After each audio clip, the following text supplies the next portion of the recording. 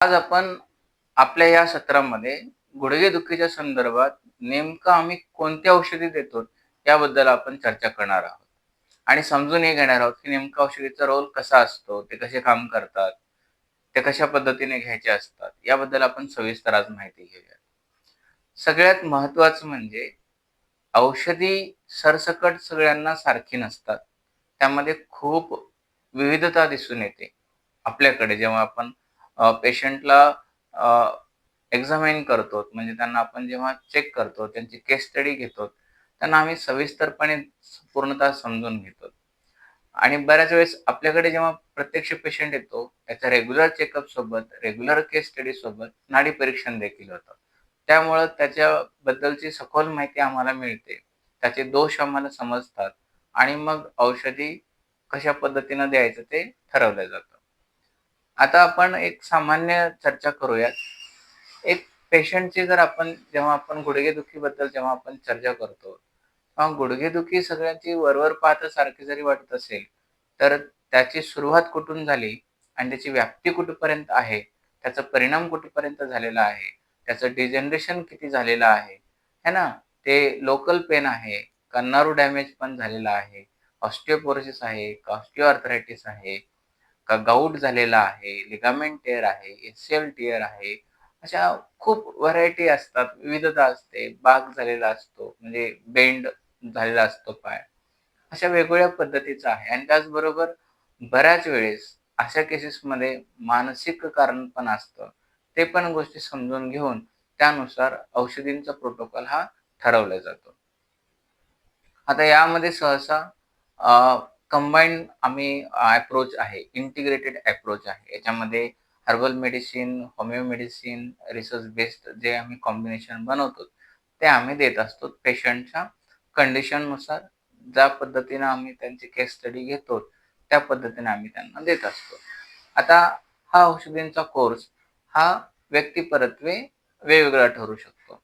साधारणतः आम्ही आमच्या पेशंटला 3 महिन्याचं मेडिसिन देत असतो. 3 महिन्याचा कोर्स, काहींना 6 महिन्याचा, तर काहींना वर्षभराचा. जास्तीत जास्त वर्षभरच मेडिसिन आम्ही प्रिस्क्राईब करत असतो. त्यासोबत त्यांना आहारात बदल करायला सांगतो, म्हणजे डाएट प्रिस्क्राईब करून देतो. आपल्याकडचे व्यायाम त्यांना शिकवतो. त्याचबरोबर इतर काही टेक्निक्स असतात, ज्यांना रोज आमच्याकडे काही दिवस इथं थेरपीसाठी यावं लागतं. त्या थेरपीत जर घेणं होत नसेल, तर त्यांना घरी शिकवतो कसे घ्यायचं ते आणि त्या पद्धतीने जर ते करत राहिले, तर मग लवकर-लवकर त्यांना आराम पडायला मदत होते. आता आपल्याकडे जी औषधे आहेत, ही कुठली वेदनाशामक नाहीयेत, म्हणजे पेन किलर नाहीयेत. आपल्या औषधी ज्या आहेत, तुमच्या शरीरातल्या मुळावर जाऊन काम करतात. ते मुळावर जाऊन काम करणं म्हणजे काय? जिथं हाडाची संरचना बनते, म्हणजे तुमच्या शरीरामध्ये ज्या पेशी आहेत, त्या पेशी स्तरावरती, सेल्युलर लेव्हलवरती जाऊन काम करतात. तुमच्या शरीरामध्ये तयार झालेला ऑक्सिडेटिव्ह स्ट्रेस हे कमी करतात. मग हे ऑक्सिडेटिव्ह स्ट्रेस हे मेडिसिन प्लस तुमचा आहार आणि मग तुमची जीवनशैली हे एकत्रितपणे बरं करायला मदत करते. तुमची मानसिकता चांगली ठेवण्यासाठी, तुमच्यातला उत्साह कायम ठेवण्यासाठी देखील ही औषधी खूप मदत करत असतात.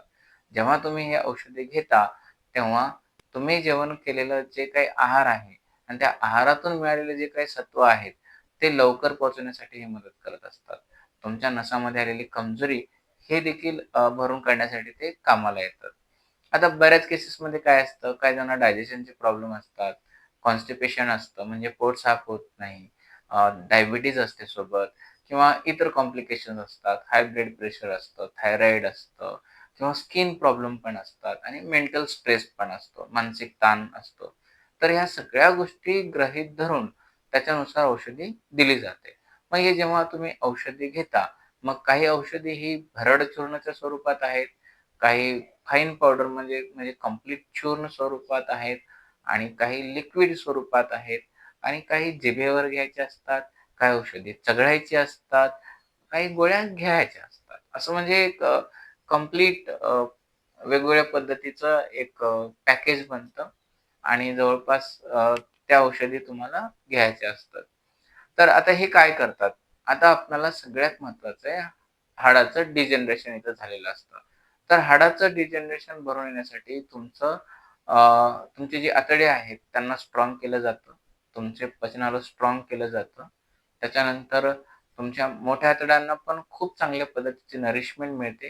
कारण मिनरल्सचं ॲब्सॉर्प्शन हे मोठ्या आतड्यामध्ये होत असतं. तर मोठ्या आतड्यावरती पण त्या औषधीच्या माध्यमातून काम केलं जातं. त्याचबरोबर अ, जे मिनरल्स आहेत महत्त्वाचे मॅग्नेशियम, कॅल्शियम, फॉस्फरस जे काही 12 मिनरल्स आणि 64 ट्रेस आहेत, त्याची पूर्तता आणि त्याचं अवशोषण होण्यासाठी ते मदत करतं. व्हिटॅमिन डी ॲक्टिव्हेशनला कामाला येतं. त्याचबरोबर बॉडीमध्ये जमा असलेले टॉक्सिन्सला हळू बाहेर काढण्याचं काम देखील हे मेडिसिन करत असतात.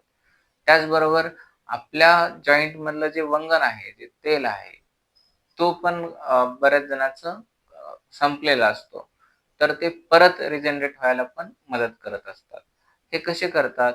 जेव्हा तुम्ही हे औषधे घेता, हे तुमच्या ब्लड स्ट्रीममध्ये पोहोचून सेल्युलर लेव्हलवरती म्हणजे पेशीय स्तरावरती जाऊन भरण म्हणजे काय म्हणू आपण त्याला पोषण करण्याचं काम करतात पेशीय स्तरापासून, अगदी मुळापासून. मग त्याचा परिणाम तुम्हाला खूप चांगल्या पद्धतीने दिसतो. आता अदर मेडिसिनच्या बाबतीत जर चर्चा केली आपण, तर हे काय करतात? तर हे पेन कमी करण्यासाठी फोकस असतो. आपला जो फोकस आहे, हे मूळ कारणावरती जाऊन तुमचे जी ज्याच्यामुळे झीज झालेली आहे, ती झीजच भरून काढत येते.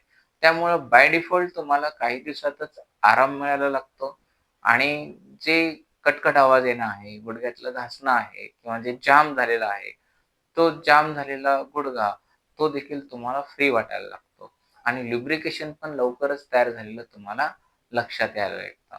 कारण ते आतून काम करतं. वेदनाशामक गोळ्या घेणं म्हणजे काय? पेन किलर घेणं म्हणजे काय? वेदना तशीच असते. फक्त मेंदूला कळत नाही की तुमचं दुखणं आहे म्हणून. आणि एकदा का त्याचे जे पेन किलरचा जो पॉवर आहे, तो जेव्हा संपतो, वेदना जशी तशी असते. मग त्याचा काही उपयोग आपल्याला नाही आहे. आणि आजपर्यंत जर पेन किलर जे कोणते आहेत, जे काही मॉडर्न मेडिसिन तुम्ही यूज करता, ते जर खरंच वर्क करत असतील, तर आजपर्यंत सगळ्यांचे गुडघे कमी व्हायला हवे होते. पण ते तसं झालेलं नाही. आपल्याकडे जे होतंय, आपली जी औषधी आहेत, सेल्युलर लेव्हलवरती जातात. तुमच्या हाडांची झीज पूर्ण करतात. तुमचे जे मसल्स आहेत, एसीएल लिगामेंट आहेत किंवा ल्युब्रिकेशन्स आहेत, ह्या सगळ्यांना रिजनरेट करतं, त्याच्यानं दुरुस्त करतं आणि त्यांना पुष्टी देऊन स्ट्रेंथनिंग प्रोव्हाईड करते. म्हणजे त्यांना मजबूती पण प्रदान करते. म्हणून तर आम्ही म्हणतो ना, ऑपरेशन हे टाळणं शक्य आहे. फक्त एवढंच की पेशन्स लागतो. आता एक गोष्ट लक्षात घ्या, जेवढा आजार जुना आहे, तेवढं रिकव्हरीला तर वेळ लागणार आहे. आणि औषधी ही जी आहेत, त्याच्यामध्ये प्रत्येकांना सारखी नसतात. मी तुम्हाला सुरुवातीला जसं म्हणलं, त्याचं रूट कॉज काय आहे? एखाद्याला काय होतं, एखाद्याला इंजुरी होते आणि इंजुरीपासून त्याला दुखणं सुरू होतं. मग त्याच्यासाठी मेडिसिन हे वेगळं बनतं. काही जणांमध्ये ग्रॅज्युअली चेंजेस यायला लागतात. म्हणजे सावकाश बदल होणं सुरू होतात. मग ते त्यासाठी औषधं वेगळी बनतात. काही जणाला इमोशनल ट्रॉमा असतो. म्हणजे मानसिक ताणतणावामुळे किंवा अचानक दुःखाचा एखादा दुःखद प्रसंग घडतो आणि त्याचा परिणाम म्हणून पण येतं. मग अशा वेगवेगळ्या स्वरूपानं ते आजार मॅनिफेस्ट होतं, त्याचं प्रकटीकरण होतं. मग ते कशामुळे झालं हे समजलं, की मग त्याच्यानुसार आम्ही औषधे देत असतो आणि मग ते लवकर काम करायला मदत करतात. ठीक आहे. तर हे अशा पद्धतीची औषधी आहेत. जर तुम्हाला हवं असतील, तर तुम्ही काय करा, जे डिस्क्रिप्शन बॉक्समध्ये आमचा नंबर दिलेला आहे, त्या नंबरवरती WhatsApp करा. तुमचे सध्याचे रिपोर्ट शेअर करा. तुमचं काय कंडिशन आहे, हे पण शेअर करा. मग आम्ही तुमची रीतसरपणे केस स्टडी घेऊ. जर तुमच्याने दवाखान्यात येणं शक्य नसेल, तरी तुम्ही तुमच्या घरी राहून तुमची सगळी केस स्टडी तुम्ही आमच्यासोबत शेअर करू शकता. आम्ही त्या पद्धतीनं घेऊ आणि मग तुम्हाला सजेस्ट करू, की कुठलं मेडिसिन तुमच्यासाठी बेटर आहे. आपलं मेडिसिन कंप्लीटली सेफ आहे. याचे कुठलेही दुष्परिणाम नाहीत. नॅचरली ते बनवलेले आहेत सगळे मेडिसिन्स आणि याचा लाभ खूप जणाला होत आहे. मागच्या 6 वर्षामध्ये जवळपास 200च्या आसपास आम्ही नी रिप्लेसमेंट सर्जरी कॅन्सल केलेल्या आहेत सक्सेसफुली आणि याच्यानंतर तुमचा पण नंबर येऊ शकतो. आमचा हेतू एकच आहे, की ऑपरेशन मुळं जे परेशान झालेले आहेत किंवा ऑपरेशन नको वाटतंय ज्यांना, त्यांच्यासाठी हे खूप आशेचं किरण आहे. कारण ऑपरेशन झाल्यानंतर देखील बऱ्याच जणाला भयंकर वेदनांचा सामना करावा लागतो आणि ती वेळ कोणावरही येऊ नये, अशी आमची इच्छा आहे. बाकी तुम्हाला जर हवा असल्यास डिस्क्रिप्शन बॉक्समध्ये नंबर आहे त्यावरती तुम्ही संपर्क करा. तोपर्यंत काळजी घ्या. धन्यवाद.